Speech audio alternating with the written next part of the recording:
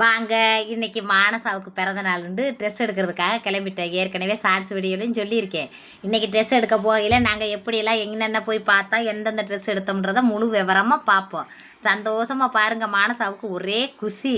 எனக்கு பிறந்த நாள் என்னைக்கு வருது என்னைக்கு வருது என்னைக்கு வருதுன்னு கேட்ட மணிக்கே இருக்காங்க. அதோடு இன்றைக்கி ட்ரெஸ் எடுக்க போகிறோம்னு சொன்னோடனே கிட்ட வந்துருச்சு. எப்போனா இன்றைக்கி ட்ரெஸ் எடுக்க போகிறோம், கிட்ட வந்துருச்சு பிறந்த நாள் அப்படின்னு சொல்லிக்கிட்டே வாரா. அவ்வளோ ஒரு சந்தோஷம் அவளுக்கு. அதனால சரிண்டு அப்படியே கிளம்பி நாங்கள் வாட்டுக்கு போய்கிட்டு இருந்தோம் பார்த்துக்குங்க. அதுக்கப்புறம் பார்த்தீங்கன்னா ரோட்டில் ஒரே ஒரு சனம் இல்லை. ஏன்னு கேளுங்க, இது ஞாயிற்றுக்கிழமை எடுத்த வீடியோ. நான் வீடியோ போடுறது என்றைக்கு போடுறேன்னு எனக்கு தெரியலை. நேரம் கிடைக்கிறப்பத்தையும் போடுவேன். அதனால் பார்த்துங்க வெறின்னு கிடந்துச்சு. வெயில் அடிக்கு மனுஷெல்லாம் வெளியே வர முடியுமா? அந்த மாதிரி தானே இங்கே இருக்குது. அதனால ரோடே களையளந்து போய் கிடச்சி. அதோட பார்த்துக்கங்க பேசிக்கிட்டே மானசாவுக்கு ஒரே குஷியாக எனக்கு அந்த ட்ரெஸ்ஸு வேணும், இந்த ட்ரெஸ்ஸு வேணும், பட்டர்ஃப்ளை ட்ரெஸ்ஸு வேணும். 2 பக்கமும் கொம்பு வச்சுருந்தவருங்க. நான் வர்ற வழியிலலாம் ஒரு இடம் இருக்குன்னு, அந்த இடத்துக்கு வரையிலெல்லாம் வியாபாரம் விட்டு வரையில எனக்கு ஒரு ஞாபகம் தோணுன்னு சொல்லுவில்ல, அது இந்த இடம் தான். சரி இப்போலாம் அதை பற்றி பேசக்கூடாது. நம்ம பிள்ளைக்கு துணிமணி எடுக்க போகிறோம், நல்லபடியாக எடுத்து போடணும். என்ன நல்லதுக்கு போகையில் நல்ல விஷயங்களை பேசணும். அதனால் அதை பற்றி பேச வேணாம், விடுங்க அப்படின்னு நினச்சிக்கிட்டு அப்படியே போய்கிட்டு இருந்த சூரிய பகவானை பாருங்கள் எப்படி கொளுத்தி அடிக்கிறாருன்னு விடாமல். இதை பாருங்கள் போய்கிட்டு இருக்கல பெட்ரோல் தீர்ந்து வச்சுட்டாரு. எப்போ பாருங்கள் இவருக்கு எங்கேயாவது கிளம்பையில் தாங்க பெட்ரோல் தீரும். அங்கேயே பார்த்தா பெட்ரோல் விலை அதிகமாக தான் இருக்குது. நீங்கள் சொல்லவும் தாங்க, நீங்கள் ஒரு ஆட்டோக்காரருக்கு 10 ரூபா சேர்த்து கொடுமான்னு சொல்லியிருந்தீங்களுங்க. எங்கள் கட்சிக்கு அப்படி அங்கிட்டு தாங்க ஆளை காணோம். இங்கிட்டு டவுனுக்குள்ளே வர பார்த்தீங்கன்னா கட்சிக்கு ஆளு கோகோன்னு கொட்டு மேலே அடித்து போய்கிட்டு இருக்காரு. அதுக்கப்புறம் எனக்கு தெரியாதுலங்க நீங்கள் சொன்னது.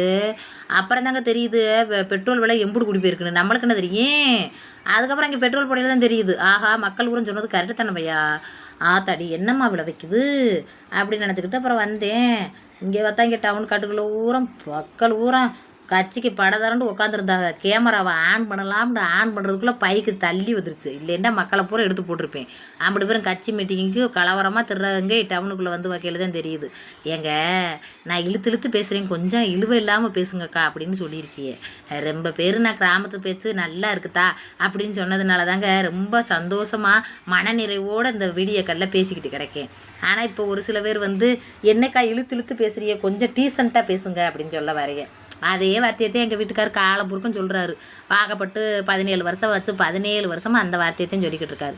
நானும் வாயை கட்டுப்படுத்தி சில இடத்துகளில் மெதுவாகவே பேசிக்கிடுவேன். டீசெண்டாக நாகரிகமான்றாங்கல்ல அந்த மாதிரி பேசுவேன்.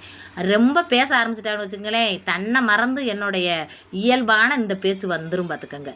அது மாதிரி எனக்கு இப்போ அந்த வீடியோவில் பேசையில் என்னுடைய இயல்பான பேச்சு வர்றது தாங்க எனக்கு சந்தோஷமாக இருக்குது.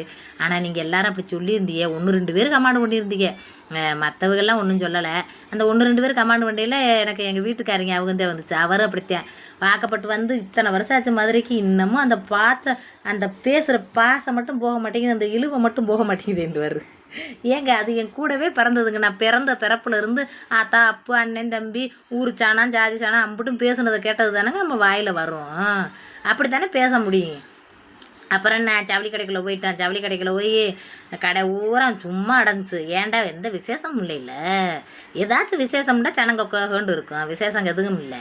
அதனால் கடை ஊரம் களை கலந்து போய் கிடந்துச்சு ஆள் இல்லாமல். ஆனால் பைக்கு நிப்பாட்டுறதுக்கு இடம் இல்லை. இந்த பைக்கை பூரா யார் கொண்டு வந்து நிப்பாட்டினது இல்லையே. ஒரு வேலை பார்க்குற பைக்காக இருக்குமோ, ஒரு இடத்துல கூட நிப்பாட்ட இடம் இல்லைங்க. எங்கள் வீட்டுக்காரரும் நிப்பாட்டுறதுக்கு இடம் தேடியே விறுன்னு போய்கிட்டே இருந்தார். ஏங்க இதில் நிப்பாட்டுங்கன்றேன். இது பத்தாது, இந்த இடம் பத்தாது, அங்கிட்டு போயிடுவோம் போய்கிட்டே இருக்கார். சரி எங்கனையே போய் நிப்பாட்டுற நம்மதுக்கு ஓயாமல் சொல்லிட்டு கிடக்கணும் அப்படின்னு நானும் பேசாண்டே வந்தேன். அப்புறம் தேடி பிடிச்சி ஒரு இடத்துல இந்த இடத்துல நிப்பாட்டினார். சரி நிப்பாட்டிட்டாருப்பா, அப்பா ஒரு இடத்த பிடிச்சிட்டாரு அப்படின்னு நான் இறங்கிட்டா மறுபடியும் அந்த நிப்பாட்டுற போகையில் அனவும் நிப்பாட்டின கொஞ்ச நேரத்தில் என்ன நினச்சான்னு தெரியல, விருட்டுன்னு எடுத்துக்கிட்டு மறுபடியும் அங்கிட்டு போனார். ஏங்க என்னாச்சு அங்கிட்டு போறிய அப்படின்ட்டு. நான் போய் அங்கிட்டு நிப்பாட்டு வரேன், நீ போண்டாரு. நான் அப்புறம் போய் கடையில் போய் சீட்டு வாங்கணும் பார்த்துக்கோங்க. எத்தனை பேர் உள்ளே வரோம் அப்படின்றதுக்கு சீட்டு வாங்கணும். அதுக்கு போய் சீட்டு வாங்கிட்டு அங்கே ஒருத்தவங்க எனக்கு தெரிஞ்ச ஓடியை பேசுனாங்க. நல்லா இருக்கம்க்கா, நீங்கள் நல்லா இருக்கீங்களாக்கா அப்படின்ட்டு அவங்ககிட்ட சந்தோஷமாக பேசிட்டு உங்களை யூடியூப்பில் பார்த்துருக்கோம்க்காண்டா. சரிங்கக்கா ரொம்ப சந்தோஷம்க்கா அப்படின்ட்டு அவங்ககிட்ட பேசிக்கிட்டு நின்றுக்கிட்டு இருக்கேன். இல்லையே நண்டு பார்த்துக்கோங்க, எனக்கு ஐஸ்கிரீமு வாங்கி குடுடின்னு கத்துறான். நான் ஒரு வெனகாரி எப்போ ஊர் தேசத்துக்கு போனாலுங்க கையில் காசு எடுத்துகிட்டு போகிறது இல்லைங்க. எப்போ பாருக்கா ஒன்று சொல்லுவார், ஒரு 100 ரூபாயை எடுத்து உன் சட்டச்சப்புக்குள்ள வச்சுக்கமாண்டு. இப்போ கேட்டு அழுகுற, அப்போ வாங்கி கொடுக்கலன்னு இந்த பொம்பளை வாங்கி கொடுக்குதாண்டு அப்படின்னு இந்த கடைக்காரன் நினப்பார். இவன் மட்டும் காசு இல்லை. சரி எப்படியா இருந்தாலும் நம்ம வீட்டுக்காரர் நம்ம தேடி வாத்தானே போகிறாரு, நம்ம வாங்கி கொடுத்துக்கிட்டு இருப்போம், அதுக்கு திண்டுக்கிட்டு இருக்கட்டும், அப்புறம் வந்து பிள்ளை கொடுக்கட்டும் அப்படின்னு நினச்சிட்டு நான் போய் நேராக போய் இறங்கிட்டேன். அங்கே போய் பார்த்தா இந்த ஐஸ்கிரீமு அந்த ஐஸ்கிரீம்னு நண்டு ஒன்றா கட்டிக்கிட்டு இருந்துச்சு. உள்ளே ஏசி ரூமு, இப்போத்தான் தலைக்கு குடிச்சிருக்கா, இப்போ இதை திண்டுட்டு உள்ளே உடனே சளி பிடிச்சிரும்லங்க. அதுக்காகத்தான் நான் யோசிக்கிறது. எங்கள் வீட்டுக்காரர் நீங்களாக போயிட்டு வாங்கிட்டு சொன்னார். நான் தான் புருஷன் கூட போனால் அது ஒரு கௌரதியாகவும் இருக்கும், கொஞ்சம் மரியாதையாக இருக்கும்னு நினைப்பேங்க. வெளியே எங்கள் இடத்துக்கு எங்கே போனாலும் சரி புருஷன் கையை பிடிச்சி போயிடுதான் நம்மளுக்கு மரியாதை பொம்பளைக்கு கிடைக்கும்லே எனக்கு தோணும். அதுக்கு தான் நீங்கள் வாங்கண்டே, எனக்கு தலையெல்லாம் வலிக்குதுமாண்டாரு. நான் பிள்ளைகளை வச்சுக்கிட்டு 2 வழியில் வச்சுக்கிட்டு ஆட்டை பிடிச்சி போயிட்டு ஆட்டை பிடிச்சி வந்துருண்டாரு. அதுக்கப்புறம் ஒரு வழியாக வந்துட்டாரு. வந்தவனே எனக்கு கடுப்பாக போச்சு. இப்படி பிரிக்காதம்மா, ஐஸ்கிரீம் பாக்கெட்டை பிரிக்க தெரியுதா, வாயில் வச்சு எப்படி கடிக்கிற வரண்டாரு. எனக்கு தெரிஞ்ச நாகரிகம் தான் அப்படின்ட்டு. அதுக்கப்புறம் கற்றுக்க எல்லாத்தையும் இப்படி பிரிக்கிறது மாதிரி இருக்குல்ல, அதை பார்த்தா அவனுக்கு தெரியலையா என்ன அப்படின்றாரு. அதுக்கப்புறம் என்ன பாக்கெட்டை விட்டு வெளியே வந்தவனே பிடிக்கிட்டாங்க. எனக்கு பிடிக்காதுங்க இந்த ஐஸ்லாம். எங்கள் ஊரில் சேமியா ஐஸு, சவ்வரிசி ஐஸுன்னு விற்கும். அந்த ஐஸு தான் எனக்கு இன்னமும் பிடிக்கும். இதுகெல்லாம் பால் கலப்பாங்கன்ட்டு நம்ம சாப்பிட மாட்டேன் பார்த்துக்குங்க. அதோட நீ என்னமான்னு சாப்பிட்றியாண்டாரு. எனக்கு என்ன, எனக்கு ஒன்று வேணாம். ஏன்டா அவர் வண்டியை கொண்டு போய் வேற எங்கிட்ட போய் நிப்பாட்டிட்டு வந்துட்டாருன்னு கடுப்பில் ரொம்ப தூரம் போயிட்டார் பார்த்துங்க. அதுக்கப்புறம் சொன்னார், இப்போத்தான் பெட்ரோல் போட்டிருக்கேன், என் வண்டி வேறு பழைய வண்டி, அதில் இப்படின்னு பிடிங்கிக்கிட்டு பெட்ரோல் எடுத்துடலாம் தெரியுமா, அதனால தான் ரொம்ப சந்துக்குள்ளே நிப்பாட்டாமல் நல்ல பொதுவான, அதாவது பப்ளிக்காக இருந்தால் அது என்ன சொல்லுவாங்க, பைபாஸில் நிப்பாட்டினா அப்போ அந்தளவுக்கு எடுக்க மாட்டாங்க அப்படின்ட்டு நான் அங்கிட்டு போய் நிப்பாட்டிட்டு வந்தேன்டாரு. சரி விடுங்க, ரொம்ப அக்கறையாகத்தான் பேசுகிறாரு. அப்புறம் எனக்கு லைட்டாக பசிக்கிற மாதிரி இருந்துச்சு. அங்கே பார்த்திங்கன்னா அந்த பக்கத்தில் பார்த்தீங்களா போலி விற்றுக்கிட்டு இருந்தார். அந்த போலியை போய் வாங்கலான்னு கேட்டேன். சரி வாங்கிக்க அப்படின்னு சொல்லிட்டு காசை கையில் கொடுத்தாரு. இந்த வருங்க ஏகே அமத்து தாங்க நாங்கள் எப்போவுமே எடுக்க போகிற கடை. நீங்கள் கேட்டீங்கல்ல, இந்த கடையில் தான் நாங்கள் எப்போவுமே எடுப்போம். இந்த கடையில் வந்து எல்லாமே நார்மல் விலையாக இருக்கும். அதாவது மக்கள்லேருந்து எல்லாருமே போய் எடுத்துக்கலாம் பார்த்துங்க. எப்படி சொல்கிறதுன்னு எனக்கு தெரியல. அதாவது வசதி நடுத்தரம் எல்லாருமே எடுக்கலாம், எல்லாத்துக்கும் ஏற்றாப்புல இருக்கும். அப்புறம் போய் ஒரு போலியை வாங்கிட்டேன் ஆசைப்பட்டு. போலியை பார்த்தா போலி வந்து சூடாக இருந்தால் அது நல்லாயிருக்கும், ஆனால் சூடு இல்லை. சரி விடுங்க, வியாபாரத்தில் குறை சொல்லக்கூடாது. கொஞ்சம் சவுக்குன்னு இருந்துச்சு, பரவாயில்ல. இன்றைக்கி நம்மளுக்கு கிடச்சது அதான். ஏன்டா அவர் சுட்டு விற்கிறதுக்கு இடம் இல்லாமல் தானே சுட்டு கொண்டு வந்து விற்கிறாரு, அதனால் வியாபாரத்தை குறை சொல்லக்கூடாதுன்னு எங்கள் வீட்டுக்காரருக்கு மட்டும் கொடுத்துட்டு அதுக்கப்புறம் ஒரு வழியாக ஐஸை திண்டு முடிச்சுட்டாங்க. போதும், குச்சியவே சும்பிட்டு கிடக்காம போய் கையை கழுவ வாயத்தோட அப்படின்னு கற்றுனேன். அதுக்கப்புறம் போய் வாயை கையும் கழுவுனாங்க. நண்டும் பூஜாவும் எங்கள் வீட்டு ஏன்னா ட்ரெஸ் எடுக்க போகிறான், ட்ரெஸ்ஸுகளை பூரா ஒன்று எடுத்துச்சுன்னா பெருசுன்னு ஒட்டிரும்ல, அதுக்காக தின்னுட்டு தான் போகணும்னு ஆணி நின்றான். ஒரு கர்ச்சிப்பு எடுத்துகிட்டு போகல. அப்புறம் என்ன, என் சேலையை கொடுத்து வாயை துடைக்க சொன்னேன். நண்டு வாயை துடைச்சிட்டு என் கண்ணில் இருக்கிறது மேக்கப் பூரா போயிடுச்சு இருந்துச்சு. ஆமாம், மேக்கப்பு போயிடுச்சு. வா ஐஸ்கிரீம் தின்னுக்கிட்டு அப்படின்ட்டு உள்ள கடைக்கு போனால் பெரிய பாருங்க 1000 ரூபா பார்த்துக்குங்க. டிஃபன் பாக்ஸுங்க டவரா மாதிரியே இருந்துச்சு. தூக்கிட்டேன் என் வரையில் வாங்கிடுவோம் அப்படின்னு நினச்சிக்கிட்டு, ஏய் வாடி இது எதுக்கு அப்படின்றாரு. கோயில் கொடுத்து கோயிலில் புளியோதரை புளி குட்டு எல்லாம் வச்சு போக உதவுஞ்சுமாப்பா அப்படின்ட்டேன். அதெல்லாம் தேவையில்லை, வா அப்படின்ட்டாரு. சரிண்டா, அவர் பின்னாடியே போயிட்டேன். எனக்கு பாத்திரம் குண்டா பார்க்க ஆசை. நல்ல இவ்வளோ பெரிய டிஃபன் பாக்ஸ் பார்க்கலையேங்க, பெருசாக முட்டு பெருசில் இருக்கும். அப்புறம் என்ன, நேர சேலையில் போய் ஒவ்வொரு சேலையாக எடுத்து நல்லா இருக்கான்னு வச்சு பார்க்க கிளம்பிட்டேன். இவர் அடியே பிள்ளைக்கு தான் எடுக்க வந்தோம், உனக்கு எடுக்க வரல, நேராக மானசாவுக்கு எடுக்கிற இப்போ செக்ஷனுக்கு வா அப்படின்றாரு. ஏங்க, ஒரு ஆசைக்கு வச்சு பார்க்கக்கூடாதா? வச்சு பார்த்தா தானே, ஆசைப்பட்டாதான் பொம்பளைக்கு எல்லாமே கிடைக்கும். போங்க அங்கிட்டு. நான் எல்லாத்தையும் வச்சு பார்த்துட்டு தான் வருவேன்னு ஒரு சிலையாக வச்சு பார்த்துக்கிட்டே இருந்தேன். பூஜாவை எம்மா உங்களுக்கு சிகப்பு கலரில் அது இதுன்னு எவ்வளோ சேலை வச்சுருக்கீங்கம்மா, போதும்மா, இதே கல் வச்ச சேலை தான் எடுக்கிறீங்க, போதும், வேறு சேலை எடுத்துக்கிறலாம், வாங்க போய் மானசாவுக்கு போய் முதல்ல பார்ப்போம், அப்புறமா பாருங்க அப்படின்டா. அடியே ஏண்டி பிடிச்சிட நல்லா இருக்காடி அப்படின்னு காட்டினேன். பச்சை கலர் ஏற்கனவே இருக்குமா அப்படின்டா. சரி, எப்படி நல்லா இருக்குன்னு சொல்ல போகிறதில்ல, மானசாவுக்கு எடுக்கிற குறிக்கோளில் இருக்காங்க. சரி வாங்க மானசாவுக்கு போய் எடுப்போம்னு அங்கே போனால் ஒரே பேண்ட்டு சட்டை கவுனு இதுதான் தொங்குது. எப்போ பார்த்தாலும் கவனையே எடுக்கிறியே, வளவளையாக எடுக்கிறியே அப்படின்ட்டே நாத்தனார் சொல்லுவாங்க. அப்புறம் வேறு என்ன ட்ரெஸ் எடுக்கிறது, பிறந்த நாளுக்கு கிராண்டாக எடுக்கணும்னா வளவளையாக இருக்கிறத எடுத்தாத்தேன். ஆனால் ஒரு மாடலாக எடுத்தோம்னு வச்சுக்கோங்க, இது என்ன சிம்பிளாக எடுத்துருக்க அப்படின்டுவாங்க. அப்போ என்னதான் பண்ணுறதுன்னு எனக்கு ஒரே குழப்பமாக இருந்துச்சு. அவங்க சொல்கிறதுலேயே ஒரு நியாயம் இருக்குது. வளவளையாக எடுத்தால் மானசம் கொஞ்ச நேரத்தில் அவங்க எனக்கு குத்துது அப்படின்ட்டு அழுகும். அதுக்கப்புறம் அதை அவுத்து கேன் பக்குக்குள்ளே வச்சுக்கிட்டு அப்புறம் சாதாவாக ஒரு ட்ரெஸ் எடுத்துகிட்டு போயிருப்பேன். அந்த ட்ரெஸ்ஸை மாட்டி விடுவேன் எந்த ஃபங்க்ஷனுக்கு போனாலும். ஆனால் கல்யாணம் காட்சிக்கு போயில சின்னதாக போட்டு போகிறதுக்கு நல்லா இருக்காதுல்ல, இந்த மாதிரி ட்ரெஸ் போட்டு போனாத்தான் நல்லாயிருக்கும். ஆனால் அவங்க எப்போ பார்த்தாலும் வலை வச்ச கொசு வலை வச்ச அந்த கெவிழுதான் எடுப்பியாண்டே நாத்தனார் சொல்லுவாங்க. அதுதான் எனக்கு ஞாபகம் வந்துச்சு. இதில் இருக்கிற அனைத்து கெவினுமே மானசாவுக்கு இருக்குது. அவங்க சொன்னது மாதிரி என் பீரவில் இருக்கிறது ஊரை வளவளையாத்தே இருக்குது. அதை யோசனை பண்ணிக்கிட்டு அப்போ என்ன ட்ரெஸ்ஸையாக எடுக்கிறதுன்னு பார்த்துக்கிட்டே இருந்தேன். எங்கள் வீட்டுக்கார் இருந்தால் இந்த மஞ்சள் எடுண்டார். பிறந்தநாள்னா மஞ்சள் தாங்க எடுக்க சொல்லுவார். அதுக்கு போகங்க என்கிட்ட அப்படின்ட்டு இந்த ப்ளூ அப்படின்றார். ப்ளூவும் மஞ்சளும் ஒன்று தான், கலர் மட்டும்தான் வித்தியாசம். வேணாம், இந்த வலையே வேணாம், என் மகளுக்கு வேறு மாடல் எடுக்க போகிறேன் அப்படின்ட்டு அங்கிட்டு போனோம். அங்கே போனால் எங்கள் நடுத்தர மக்கள்லேருந்து சாதா மக்கள் வரைக்கும் எல்லாருமே எடுக்கலாம். குறைஞ்சபட்சம் 2000க்குள்ளே இருக்கும் பார்த்துக்குங்க, அதுக்கு மேலே இருக்காது. ஆனால் சரவணா ஸ்டோரு, போத்தீஸு இதுக்கெல்லாம் போனேன்னு வச்சுங்களேன், எல்லாமே பட்ஜெட் அதிகமாக இருக்கும். ஒரு கெவனை 5000 கூட எடுக்கலாம். இங்கே அந்தளவுக்கு இருக்காது. 3000 ரேஞ்சு, ரொம்ப அதிகபட்ச ரேஞ்சுனா 3000 3500 இதுதான் ரேஞ்சு. அதுக்கு இடையில 500 550 700 750 அப்படின்ட்டு நம்ம பட்ஜெட்டுக்கு ஏற்றாப்புல எடுக்கலாம் அந்த கடையில். அதனால தீபாவளி டயத்துலாம் ரொம்ப நெரிசலாக கூட்டம் இருக்கும். இப்போ எதுவும் ஃபங்க்ஷன் இல்லாததுனால மாடல் அவ்வளோவா இறக்கலைங்க. கடையும் வேலை நடக்குது போல், அதனால் ரொம்ப ஸ்டோர் பண்ண வேணாம்னு கொஞ்சமாக இறக்கியிருக்காங்க அவருக்கு. அவ்வளோவா நல்லாவே இல்லை. நாங்களும் சுற்றி சுற்றி வள வந்தோம், ஒன்றுமே சரியில்லை, மனசுக்கு பிடிக்கல. சீமாப்பா காட்டுறது எனக்கு பிடிக்கல, நான் காட்டுறது சீமாப்பாவுக்கு பிடிக்கல.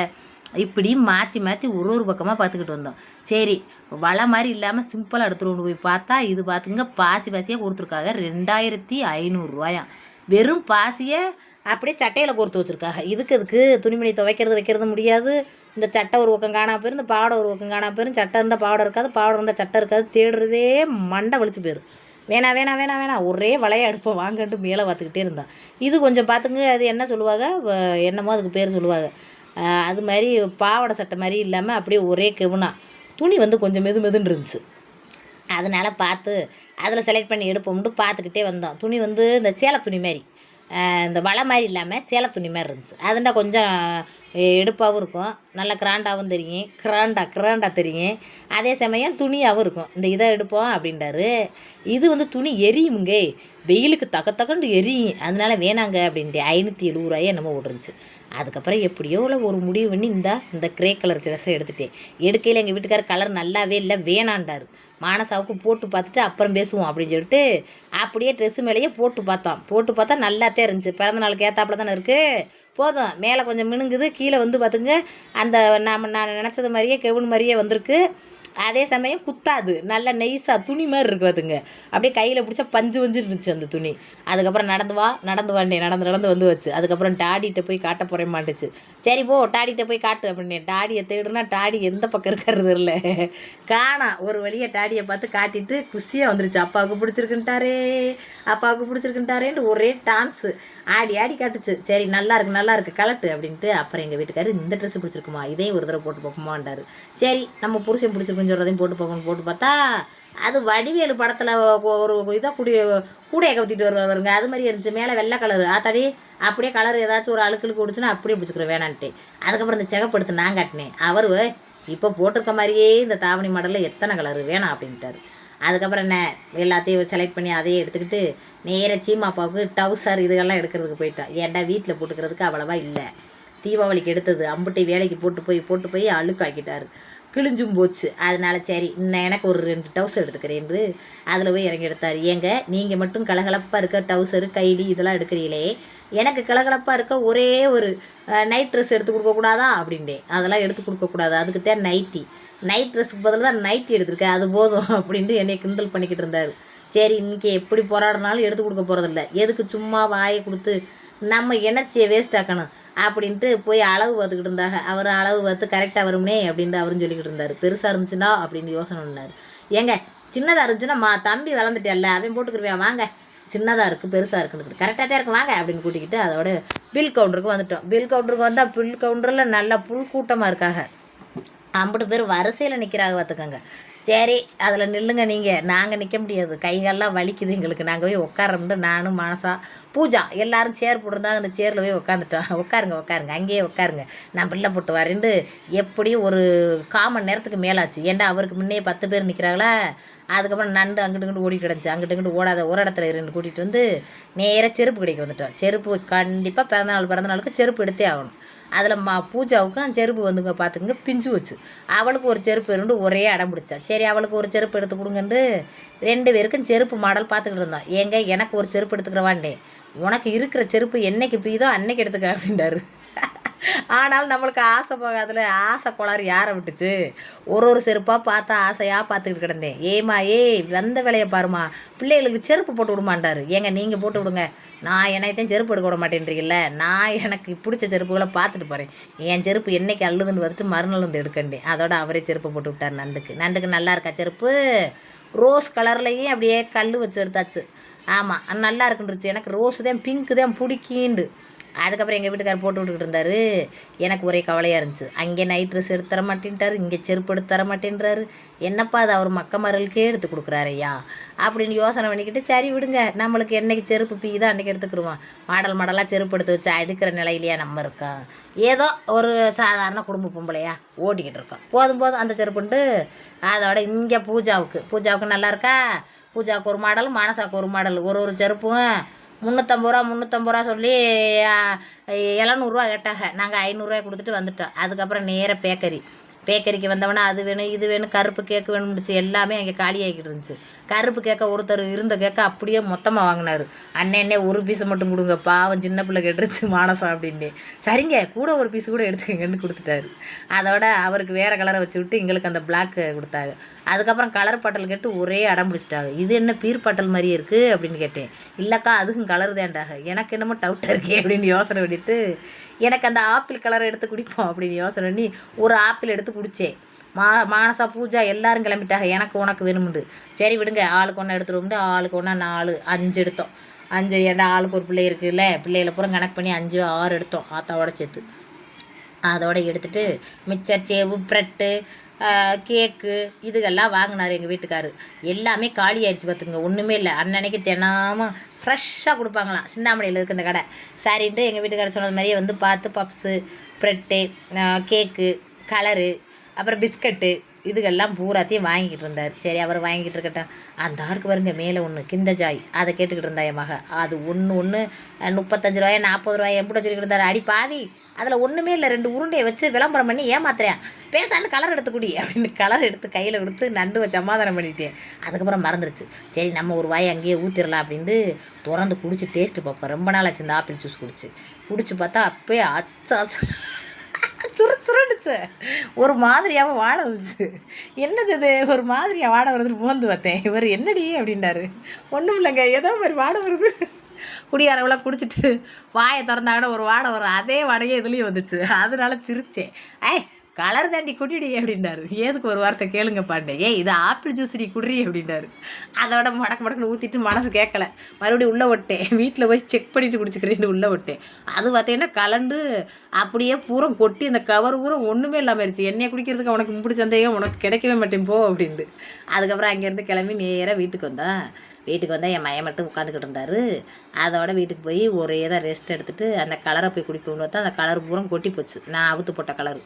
அதோட இன்றைக்கி வேலை முடிஞ்சுங்க. என்னுடைய சந்தோஷமான இந்த வாழ்க்கையே என்னோடய பேச்சு ஒலிகளும் நான் குடும்பம் நடத்துகிற முறையும் பிடிச்சிருந்தா லைக்கும் சப்ஸ்கிரைபும் பண்ணுங்கள். எனக்கு தெரிஞ்சதை நான் பேசுகிறேன். கூட குறையா இருந்தாலும் பேச தெரியாதவன் நினச்சி கூட குறையா எனக்கு தெரியாமத்தான் எதையும் சொல்ல தெரியாமல் வைக்க தெரியாமல் இது நடந்துக்கிறவனை தவிர தெரிஞ்சே எந்த தப்பும் பண்ணுறது இல்லைங்க. அப்படி ஏதாவது தவறுதல் இருந்துச்சுன்னா கமெண்ட் பாக்ஸில் சொல்லுங்கள், நானும் திருத்திக்கிடுவேன். அது மனுஷ மக்கள் ஒருத்தருக்கு ஒருத்தர் சொல்லலாம். எல்லாம் தெரிஞ்ச மனசுலே கிடையாது. அப்படித்தான் எனக்கு கொஞ்சம் விவரம் தெரியாமல் சில விஷயங்களை பேசுகிறேன், சில விஷயங்களை ஆன்லைன் புரியாமல் சொல்லிக்கிட்டு கிடைக்கேன். ஏதோ எனக்கு தெரிஞ்சதை சொல்கிறேங்க. உங்களுக்கு பிடிச்சிருந்தா லைக் பண்ணுங்கள். உள்ளே வந்து பார்த்துட்டு கலரே இல்லை, ஐயோ கலரே பூரா கொட்டிருச்சையா அப்படின்ட்டு அப்புறம் கொஞ்சோன்னு கிடந்தது வாயில் ஊற்றுனேன்.